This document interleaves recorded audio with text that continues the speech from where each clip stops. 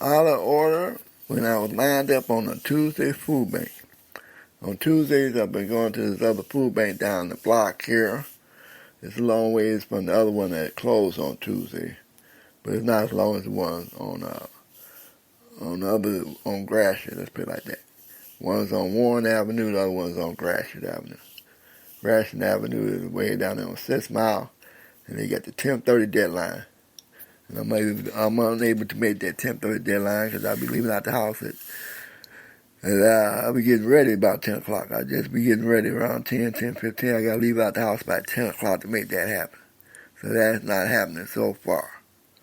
So this other one starts at 11. It runs to 12, so that's a little bit more better for my time frame.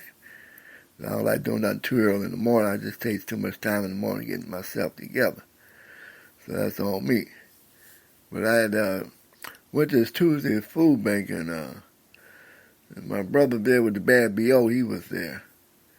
And they were giving out food, bags of food. They really don't give out a whole lot, but they've been doing better lately. Last time I had been going there, they wasn't giving out that much food. So I stopped going. Because I had the other Tuesday to go to, and I just stopped going altogether. Because it was a pretty good little bike ride, but that's before the bike lanes. They now have bike lanes on Warren Avenue, so that makes the travel a little quicker. Because I'll be looking over my shoulder when I'm riding in the streets that much. Still got to look over your shoulder with the bike lanes because, it's still a false sense of security, you being in the bike lanes. You still got to look over your shoulder because you can't trust nobody behind you. But anyway, I was the one that was out of order with the line. I forgot about being in order. They were lined up in order, and I kind of jumped in front of somebody because they called us to the table to get rid of the stuff that was on the table, which was frozen, what is that, frozen meat. It had some meat that was frozen, but it was packaged meat. It was the kind that you cook real quick, like hot dogs and hamburgers and stuff like that, and cold cut sandwiches, meat. So that's what they had on the table. And then when we first got there, the lady told us just get one. And then when she seen it wasn't that big of a turnout, she wanted to get it off the table instead of putting it back in the food pantry. So she let people go in there and get a second trip on it, second turn of picking up something. And then I didn't know they had lined up. And that's I know I ain't got in front of somebody and took me a piece of meat. And they was kind of like, had their lip pulled out, but they didn't say nothing. And they know to be nice and quiet and be on their best behavior up there because that's an indoor event. And you be up in that little small space up there where the cafeteria is at. So that's where they have it at. And it was nice and quiet when I did it, but then they got back to the table, they were mumbling about me taking cuts. So that was kind of funny. But it wasn't no high drama about it. That was the good part. Because I see when they go there, they already know that they need to be on their best behavior. They can't be clowning like they do on Thursdays about the free food, because you're getting free food. But I was out of order, so I got to admit I was out of order. I didn't know they had lined up and was waiting their turn in line. I just got up and went to the table and got me one off. But she said that you can get one extra piece, and it was more than enough to go around for everybody twice. Then, they serve you hot food there. This is the one that give you hot food, and I guess that's what a substitute for not giving out that much food in the bag because they serve you hot food, this one. So this time they had fried chicken, and it was not fried hard. It was fried like Kentucky Fried Chicken style. It was probably more baked fried. When it come out soft like that, they probably baked it. So it was already pre-mixed with the batter and stuff on it. All they had to do just heat it up and serve it. Because it was soft enough for me to eat. And I haven't been up there where they had fried the chicken up there, and it would be too hard to eat. But this one was soft enough to eat, and they had plenty of it. So people went around for seconds, and I got there late. So sometimes it pay off to be a little late. There I see. If you come there early and get your bag and go, like this one guy did, you miss out on the second time around. But I kind of seen also that some people that came late, come around 12 o'clock, they pretty much getting ready to wrap up, they get that food off the table. So I guess the early bird there will catch the worm. So you want to be there before 12, that's for sure. You get a bag and might get some meat if you're lucky. But you want to get some meat there, people be there at 11 o'clock.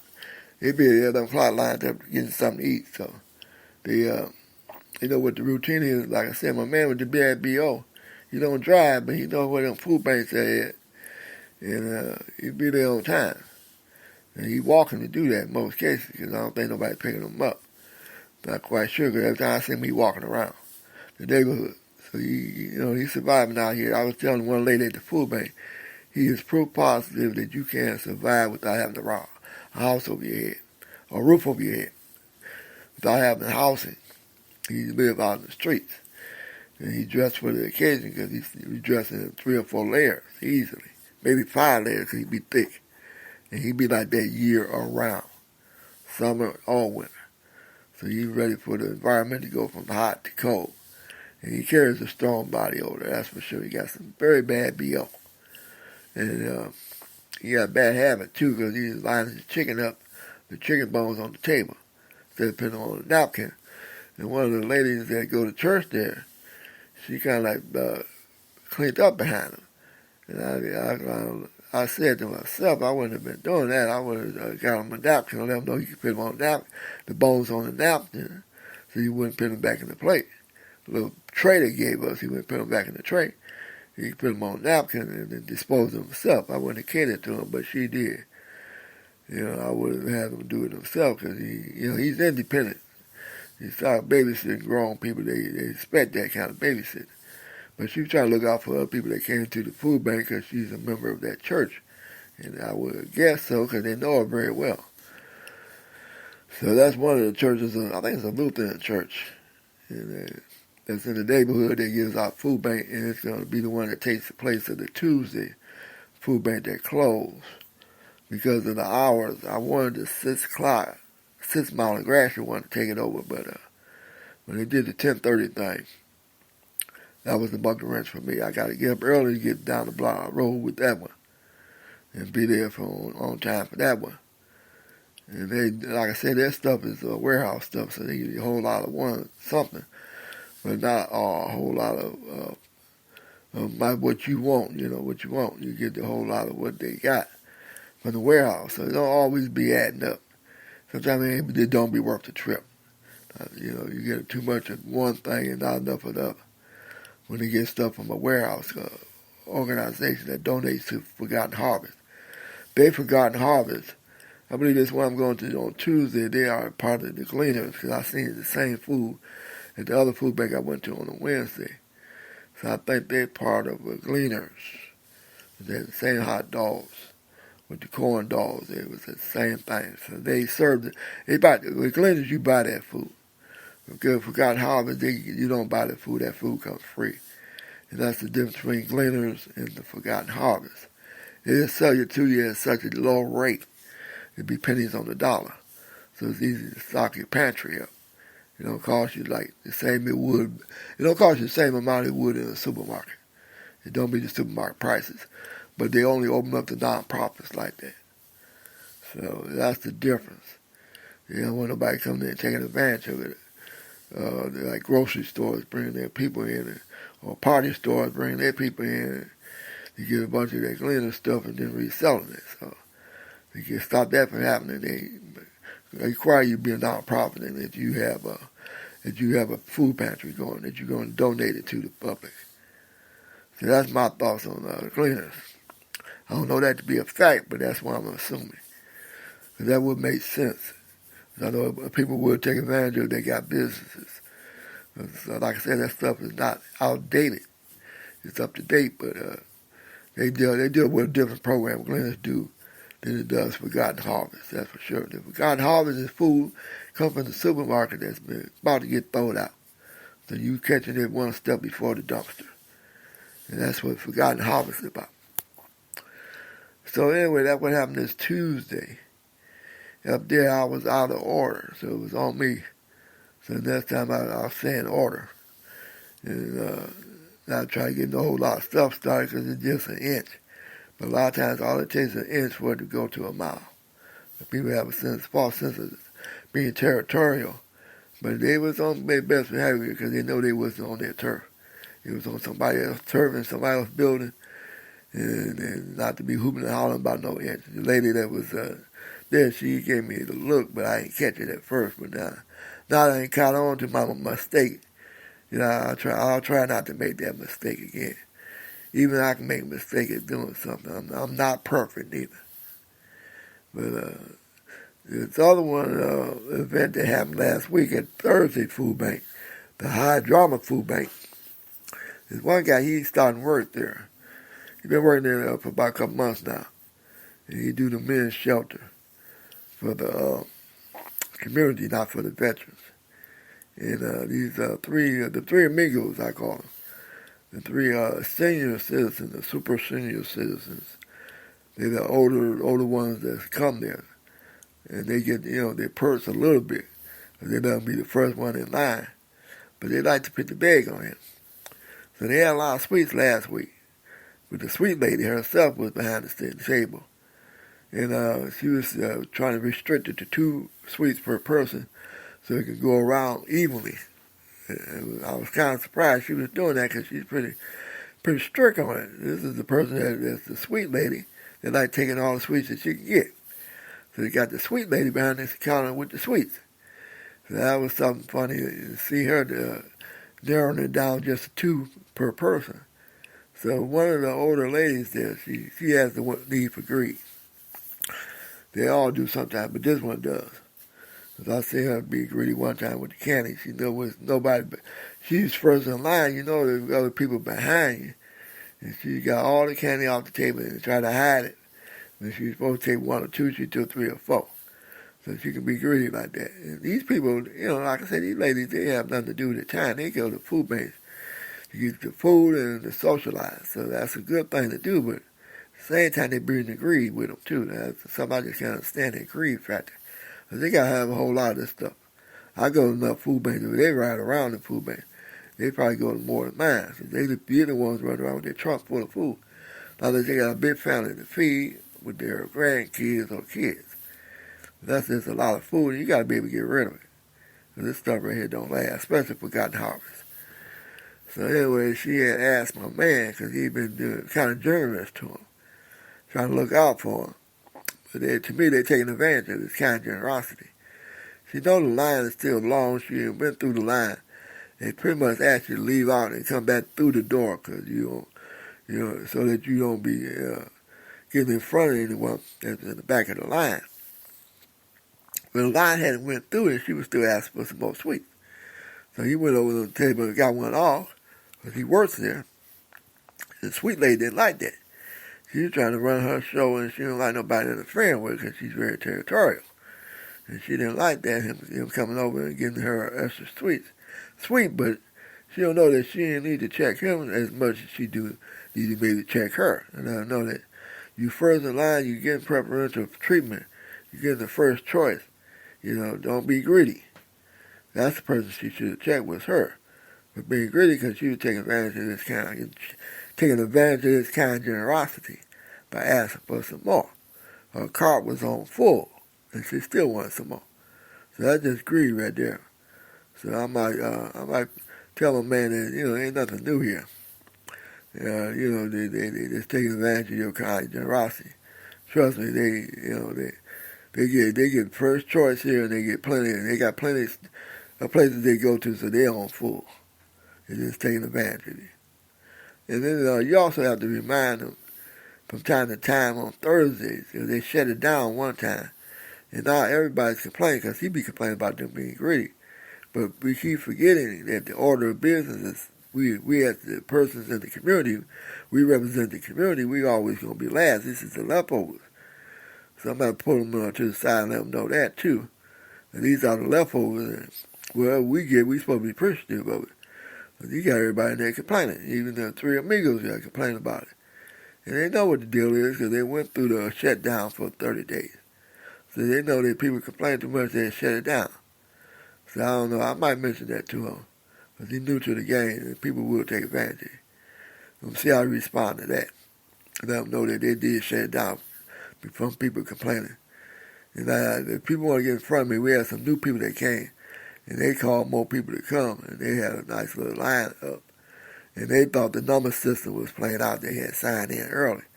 And when the senior citizen went first, they didn't like that at first, but it seemed like to me that you have to really sit down and explain that to people over and over again, because they don't get it. They're hooping and holler about being first in line. And like I was telling people, when you're there, you come with nothing, and you're going to leave out with a whole lot of something.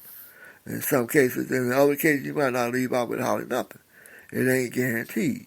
It'll be what it'll be. And you just got to be appreciative of whatever you get. However long you wait for it, don't make no difference. You there to get something for nothing. So there's nothing to complain about. But this lady, she got in the middle of the pack, and she wasn't moving out the middle of the pack. And she carried her family with her. So they got a pretty nice little play, that's for sure. And so they was a little out of order, but they was complaining. And I just don't get that complaining on Thursday. I guess they have to shut it down again and get their point across. That you get something for nothing, and whatever you get is going to be our leftovers, and there ain't nothing to complain about. Because you don't have to get nothing. And that's how you have to talk to people sometimes. It's like on the Monday event, it was just too funny. They do the raffle so they can cut down all the me first in line and I was in front of you and all that. They cut all that out by doing the raffles. So now it's getting cold.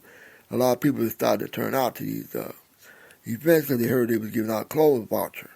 So the clothes voucher brought a lot more people out because they're giving out free clothes this month for the wintertime. And that's what brought a lot more people out. So they had to cut it off this time because they had a lot on the table. They got a full truck from Forgotten Harvest.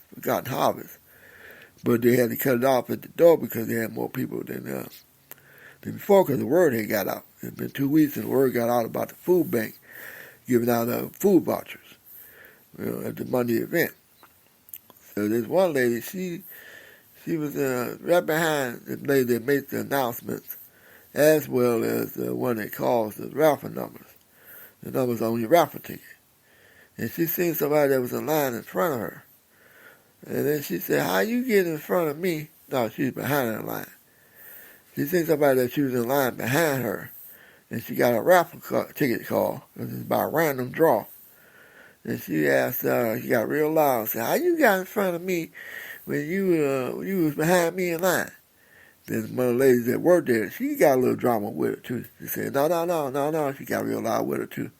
There'll be none of that. There'll be none of that. They're going to be like that. All y'all can leave. She talked to all three that was there. The two people that was there, they shouldn't have been the one leader. The one that should have been left to ask to leave was Loudmouth, one that had a misunderstanding. Because I don't care how many times it's announced that they're doing a raffle. There's always one that don't get it. They can't comprehend that they're doing a raffle. For some reason, she was just out of order. It was just too funny. And then you make that announcement every week that we do it by raffle. We do it differently. We don't do it by first come, by first serve. We do the raffle.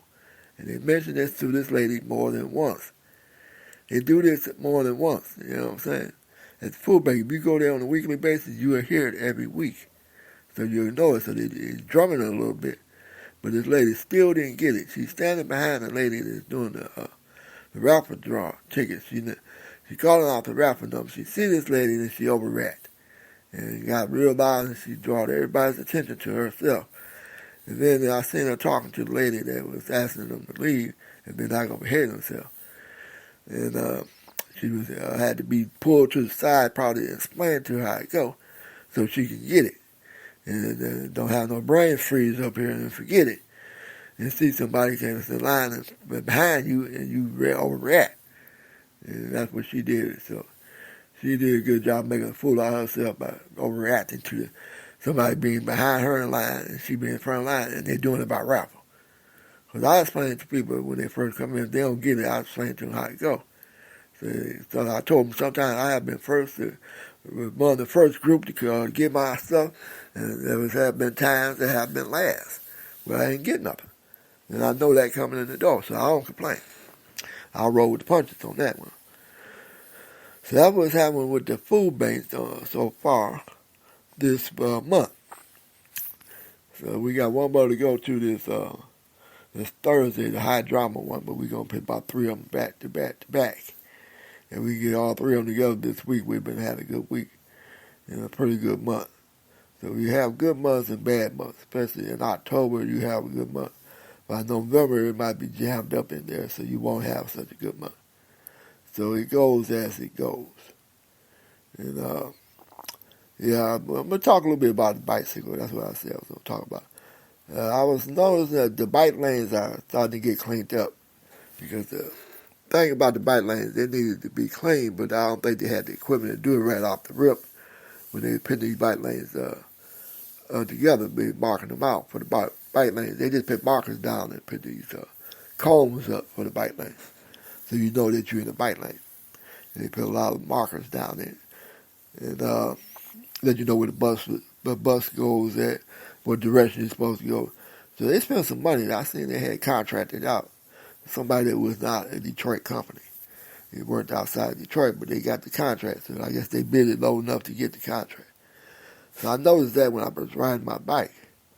But I had me a near miss when I was coming back from the food bank on Tuesday. I went down on Warren Avenue, the Tuesday food bank. I was braking at the light, so I stopped at the light. And I'm in the turn lane. So I'm on the curb side where the bike lane is at.